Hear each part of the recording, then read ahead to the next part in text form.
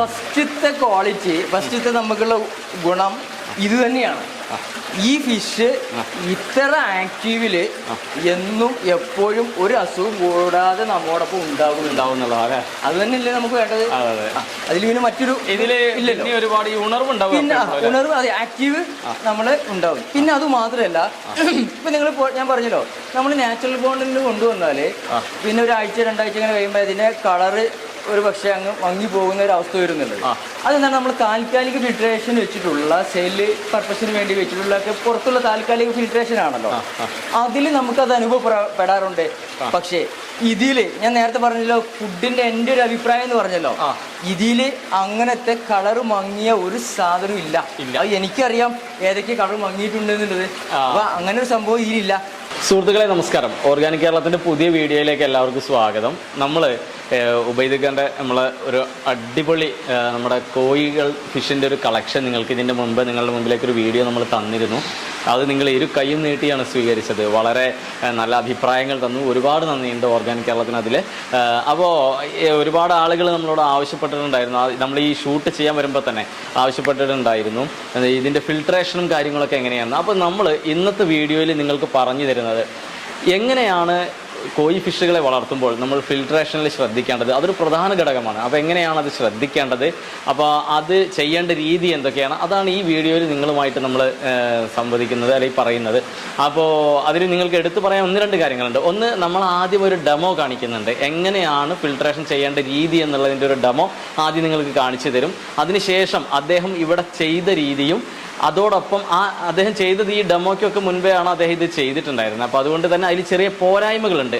ആ പോരായ്മകളും എന്താണെന്ന് നിങ്ങൾക്ക് പറഞ്ഞ് മനസ്സിലാക്കി തരും. അപ്പോൾ നമ്മൾ ഡെമോയിൽ ആ പോരായ്മകളൊക്കെ തീർത്തിട്ടുണ്ട്. എങ്കിലും ഇദ്ദേഹം ഇവിടെ ചെയ്തതിൽ ചെറിയ പോരായ്മകളുണ്ട്. അത് നിങ്ങൾ പറഞ്ഞു തരികയും ചെയ്യും. എങ്ങനെയാണ് ഈ ഫിൽട്രേഷൻ ചെയ്യേണ്ടതെന്ന് കൂടി നമ്മൾ ഇതിൽ വളരെ വിശദമായി കാണിക്കുന്നുണ്ട്. അപ്പോൾ ഇതുവരെ തന്ന എല്ലാ സപ്പോർട്ടോടും കൂടെ ഉണ്ടാവുക. നമുക്ക് നമ്മുടെ വീഡിയോയിലേക്ക് പോവാം. അപ്പോൾ നമ്മൾ നമ്മുടെ കോഴി കാർപ്പിൻ്റെ ഫിൽട്രേഷൻ എങ്ങനെ ചെയ്യാന്നുള്ളത് നമ്മുടെ പ്രേക്ഷകരുമായിട്ട് വളരെ വിശദമായി പറഞ്ഞു കൊടുക്കുകയാണ്. അപ്പോൾ നമുക്ക് ഇങ്ങനൊരു ഡെമോ കൂടി ഇവിടെ ഉള്ളത് ഒരുപാട് ഉപകാരമായി. അപ്പോൾ എങ്ങനെയാണ് ഇതിൻ്റെ പരിപാടി? പിന്നെ നമ്മുടെ ഓർഗാനിക് കേരളം പ്രേക്ഷകർക്ക് ഇതൊരു പ്രത്യേകതയുണ്ട്.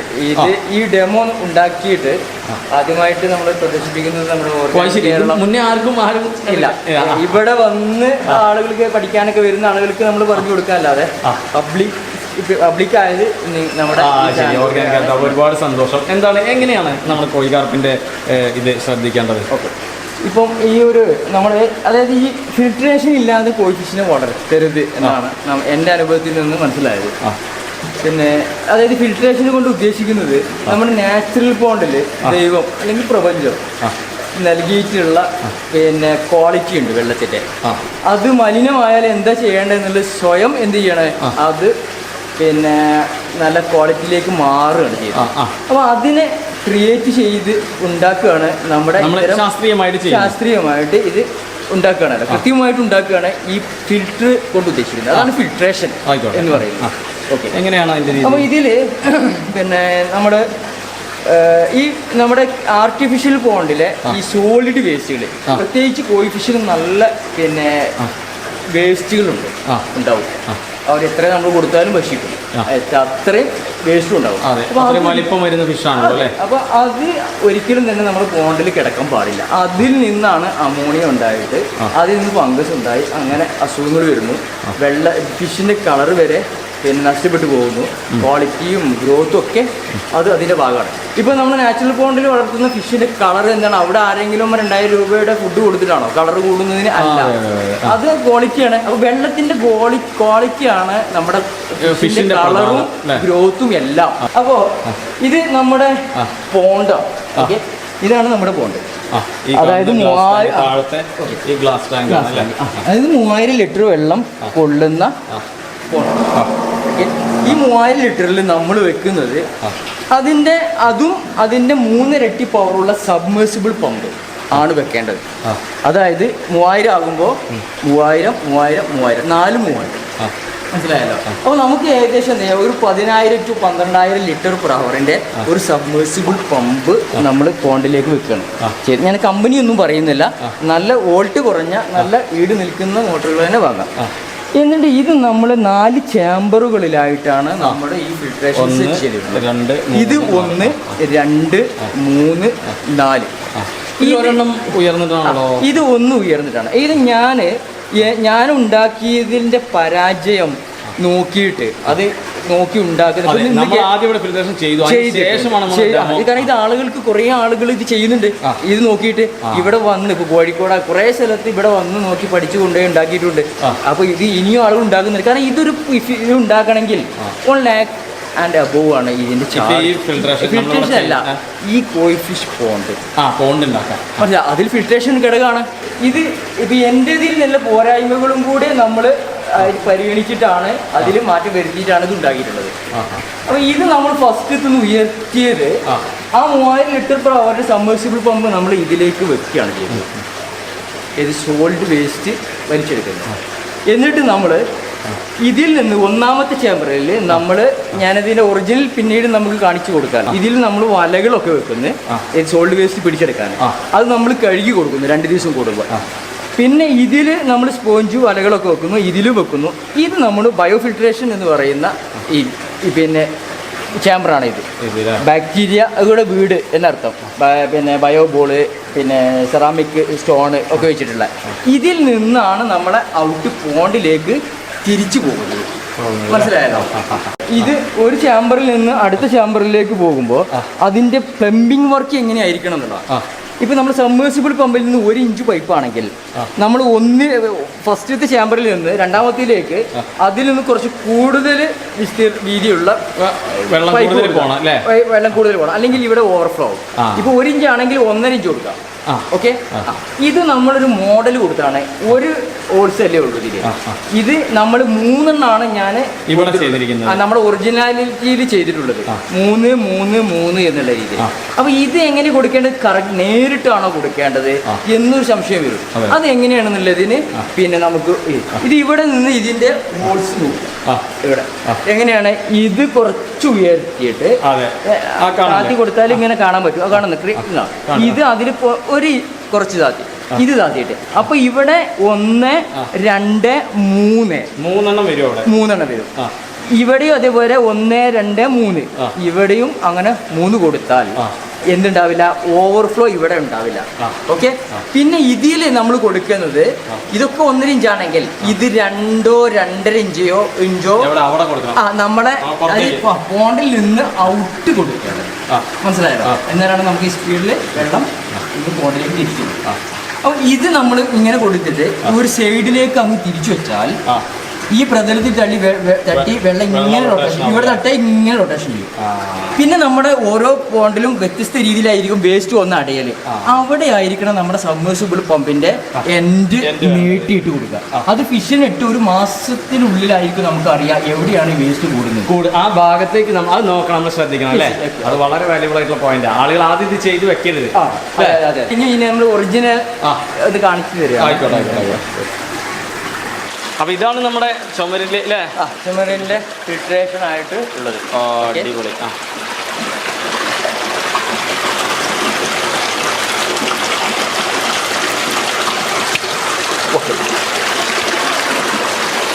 കണ്ടല്ലേ?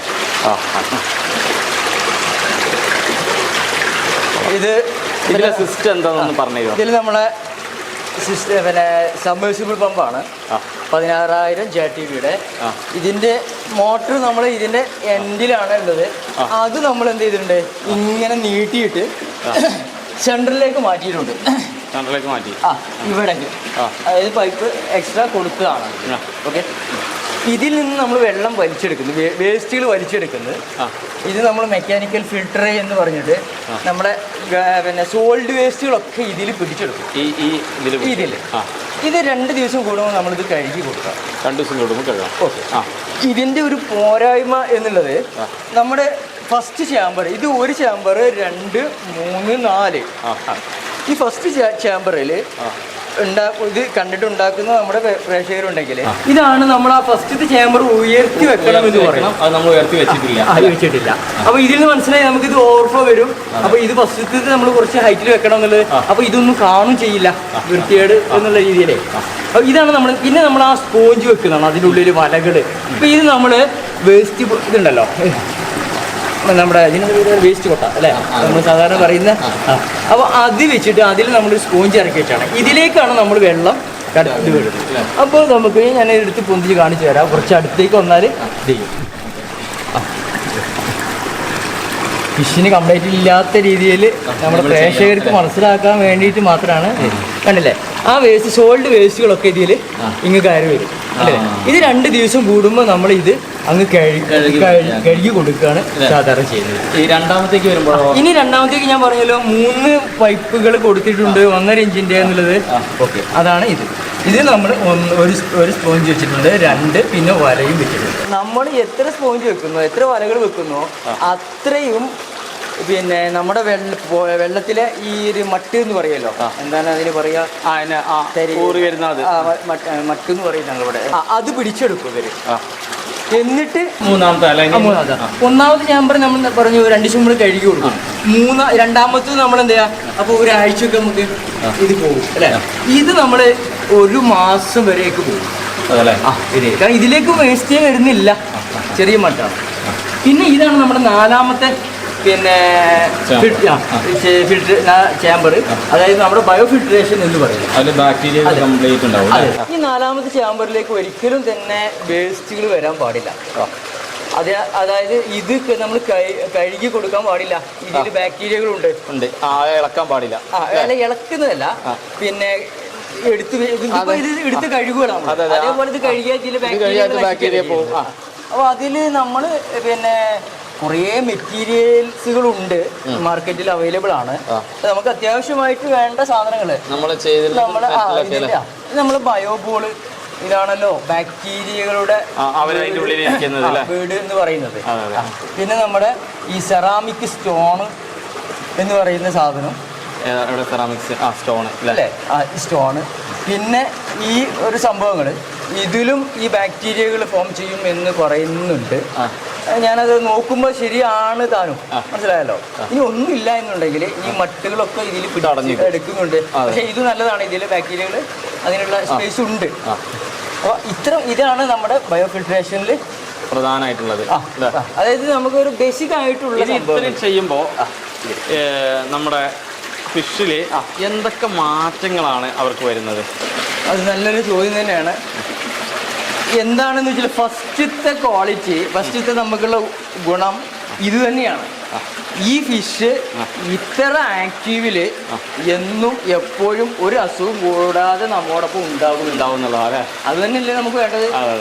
അതിൽ പിന്നെ മറ്റൊരു ഇല്ലല്ലോ, ഒരുപാട് ഉണർവ് ഉണ്ടാവും. പിന്നെ ഉണർവ്, അതെ, ആക്റ്റീവ് നമ്മൾ ഉണ്ടാവും. പിന്നെ അത് മാത്രമല്ല, ഇപ്പൊ നിങ്ങൾ ഞാൻ പറഞ്ഞല്ലോ, നമ്മൾ നാച്ചുറൽ ബോണ്ടിൽ നിന്ന് കൊണ്ടുവന്നാല് പിന്നെ 1 ആഴ്ച 2 ആഴ്ച ഇങ്ങനെ കഴിയുമ്പോൾ അതിന്റെ കളറ് ഒരു പക്ഷേ അങ്ങ് മങ്ങി പോകുന്ന ഒരു അവസ്ഥ വരുന്നുണ്ട്. അതെന്താണ്, നമ്മൾ താൽക്കാലിക ഫിൽട്രേഷൻ വെച്ചിട്ടുള്ള സെല്ല് പർപ്പസിന് വേണ്ടി വെച്ചിട്ടുള്ള പുറത്തുള്ള താൽക്കാലിക ഫിൽട്രേഷൻ ആണല്ലോ, അതിൽ നമുക്കത് അനുഭവപ്പെടാറുണ്ട്. പക്ഷേ ഇതില് ഞാൻ നേരത്തെ പറഞ്ഞല്ലോ, ഫുഡിന്റെ എൻ്റെ ഒരു അഭിപ്രായം എന്ന് പറഞ്ഞല്ലോ, ഇതില് അങ്ങനത്തെ കളറ് മങ്ങിയ ഒരു സാധനം ഇല്ല. അത് എനിക്കറിയാം. ഇത്രയും നമ്മൾ നല്ല രീതിയിലുള്ള സബ്മേഴ്സിബിൾ വെക്കാൻ പറയുന്നത് എന്താ വെച്ചാല്, ഇതിന് കുറെ ടെക്നിക്കുകളുണ്ട്. ഇപ്പം ഇതാണ് ഇതിന്റെ ഔട്ട് അല്ലേ. ഓക്കെ, ഇതില് ഓക്കെ ഇത് കണ്ടല്ലോ. ഓക്കെ, ഈ സാധനം ഈ വെള്ളം പ്രഷർ നല്ല ശക്തിയിൽ വലിച്ചെടുക്കണം ഇതിന്റെ 4ാമത്തെ ചാമ്പറിലല്ലേ. ഇത് ഇനി നമ്മള് ഈ ഒരു സൈഡിലോട്ട് ചുമരിലോട്ട് അങ്ങോട്ട് അപ്പൊ ഇത് റൊട്ടേറ്റ് ചെയ്യൂല. അപ്പൊ ഈ പ്രതലത്തിൽ തട്ടിയിട്ട് ഈ വെള്ളം ഇങ്ങ് കറങ്ങാണ്. അപ്പൊ അടുത്ത പ്രതലത്തിൽ തട്ടിയിട്ട് അവിടെ നിന്നും കറങ്ങാണ്. ഓക്സിജന്റെ കണ്ടന്റ് കൂടുതൽ അതില് ഈ വെള്ളത്തിൽ ചാടുന്നതിൽ ഓക്സിജന്റെ കണ്ടന്റ് കൂടും. അതിന് പുറമെ എവിടെയെങ്കിലും പോണ്ടിൽ വേസ്റ്റ് ഉണ്ടെങ്കിൽ ആ വേസ്റ്റ് ഇങ്ങനെ കറങ്ങിയിട്ട് നമ്മുടെ സബ്മേഴ്സിബിൾ പമ്പിന്റെ അടുത്തേക്ക് വരും. ഇങ്ങോട്ട് വരും, അടുത്തേക്ക് വരും. ഇപ്പൊ ഇതിൽ നമ്മൾ സെൻട്രലിലാണ് ഇതിന്റെ സബ്മേഴ്സിബിൾ പമ്പ് അവിടെയാണ്. പക്ഷെ ഇതിന്റെ ഇത് നീട്ടി ഇവിടെയാണ് കൊടുത്തിട്ടുള്ളത്. കാരണം എന്താ വെച്ചാല് നമ്മൾ ഇതില് ഹൈ ഡെൻസിറ്റി ആണ്, നമുക്കിതിൽ എക്സ്ട്രാ ഓക്സിജൻ ഉണ്ട്, പിന്നെ അക്വാപോണിക്സും ഉണ്ട്. ഇവിടെ അക്വാപോണിക്സിന്റെ ഇവിടെയും വെള്ളം ചാടുന്നുണ്ട്. അവിടെ അക്വാപോണിക്സിന്റെ വെള്ളം ചാടുന്നുണ്ട്. എയറേഷൻ എക്സ്ട്രാ കൊടുത്തിട്ടുണ്ട്. പിന്നെ ഓവർഫ്ലോന്റെ ഈ ഒരു ബക്കറ്റ് ഇവിടെ ഉണ്ട്. അപ്പൊ നമ്മൾ എന്താണ് ഈ ഇത് പിന്നെ സെൻട്രലിൽ വന്ന് അടിക്കും. ഇതിന്റെ കാരണം ഇവിടെ തോന്നുന്നത് ഇതാണ്, ഇതിന്റെ ആ റൊട്ടേഷൻ ഇവിടെ പോയി ഓക്സിജൻ ഇവിടെ ഉള്ളതുകൊണ്ട് അത് എല്ലാ പോണ്ടിലും ഇതേപോലെ. ഇപ്പൊ ഇത് കാണുന്ന ഒരാൾ എന്ത് ചെയ്ത് ഇതേപോലെ വെച്ചിട്ട് സെൻട്രലിൽ അങ്ങ് ഫിറ്റ് ചെയ്യരുത്. ആ പോണ്ടിന്റെ പൾസ് അതിന്റെ വേസ്റ്റ് എവിടെയാണ് അടിയുന്നത് അവർക്ക് അറിയുള്ളൂ. അപ്പൊ അതിനനുസരിച്ചാണ് നമ്മൾ അത് സെറ്റ് ചെയ്യേണ്ടത്. ഇത് എപ്പോഴും ഉണ്ടായിരിക്കണം ഈ ഒരു റൊട്ടേഷൻ. മനസ്സിലായല്ലോ? ഇതിന്റെ ഒരു ഇത് പറയുകയാണെങ്കിൽ ഇപ്പൊ നമ്മൾ പുതുമഴ വരുമല്ലോ, അപ്പൊ വെള്ളം ചില നമ്മൾ വൈറലായ വീഡിയോ കാണും, ഫിഷ് റോട്ടിലൂടെ എതിർ ദിശയിലേക്ക് ചാടുന്നത് കാണുന്നില്ല. അപ്പൊ അത് അതിന്റെ ഗ്രോത്തിനെ ബാധിക്കുന്നുണ്ട്. ആ ഗ്രോത്ത് അത് അവർക്കൊരു ഇതാണ്, അവർക്ക് പ്രത്യേക ത്രില്ലാണ്, എനർജിയും അവരുടെ ഇതൊക്കെ. അപ്പൊ ഈ സംഭവം ഇവിടെ കണ്ടില്ലേ, ഇത് 24 hours ഇവരെന്താണ് ഇതിന്റെ എക്സ്ട്രാ ഒഴുക്കിനെതിരെ നീന്തുന്നതിന്റെ ശ്രമം നടത്തിക്കൊണ്ടിരിക്കുകയാണ്. അത് അവരുടെ ഗ്രോത്തിനെ ബാധിക്കും. ഉണ്ട്, ഗുണമാണ് കിട്ടുന്നത്, അവരുടെ ആക്റ്റീവ് അതായത് നമ്മളെ പെട്ടെന്ന് ഇത് ചെയ്യാല് എക്സസൈസ് എന്ന രീതിയിൽ പറയാം. നാളെ ഇത് ട്രോളായിട്ട് വരരുതേ. അപ്പം എന്തായാലും വളരെ മനോഹരമായിട്ടുണ്ട് കേട്ടോ ഈ ഒരു ഇത് ചെയ്തിരിക്കുന്നത്. ഫിൽട്രേഷൻ ഇത്രയും നല്ല രീതിയിലേ നമുക്ക് വേറെ എവിടെയും കാണാൻ കഴിയുമെന്ന് എനിക്ക് തോന്നുന്നില്ല. അപ്പോൾ സുഹൃത്തുക്കളെ, നിങ്ങളെ ഇപ്പോൾ മനസ്സിലായല്ലോ അല്ലേ, നിങ്ങൾക്ക് എങ്ങനെയാണ് കോയി ഫിഷിനെ വളർത്തുമ്പോൾ ഏറ്റവും നന്നായിട്ട് വെള്ളം ഫിൽട്ടർ ചെയ്തെടുക്കേണ്ടത്. അത് ആ ഫിഷിൻ്റെ എല്ലാ ഘടകങ്ങളെയും മാറ്റിമറിക്കുകയാണ് ചെയ്യുന്നത്. നമ്മളുടെ ശ്രദ്ധ ചെറുതായിട്ടൊന്ന് പാളിപ്പോയാൽ, ഈ ഫിൽട്രേഷൻ ചെറുതായിട്ടൊന്ന് പാളിപ്പോയാൽ ഈ ഫിഷുകൾക്കെല്ലാം അവരുടെ എല്ലാ മേഖലയിലും അത് ബാധിക്കും. അത് നമ്മുടെ ബിസിനസ്സിനെ ബാധിക്കും. അങ്ങനെ ഒരുപാട് കാര്യങ്ങളുണ്ട്. ഉബൈദ് അതിനെ കാര്യമായിട്ട് പഠിച്ചിട്ടുണ്ട്. അതുകൊണ്ടാണ് അദ്ദേഹം ഇത്രയും ആത്മാർത്ഥതയോടുകൂടി നമുക്ക് ആ കാര്യങ്ങൾ പറഞ്ഞു തന്നത്. അതിൻ്റെ ആ ഡെമോ നിങ്ങൾക്ക് മനസ്സിലായി എന്ന് വിചാരിക്കുന്നു. അപ്പോൾ ഇതുവരെ തന്ന എല്ലാ സപ്പോർട്ടോടും കൂടി കൂടെ ഉണ്ടാവുക. ഇതുപോലത്തെ നല്ല വീഡിയോകളുമായിട്ട് നമ്മൾ ഒട്ടും വൈകാതെ നിങ്ങൾക്ക് മുമ്പിലേക്ക് എത്തും.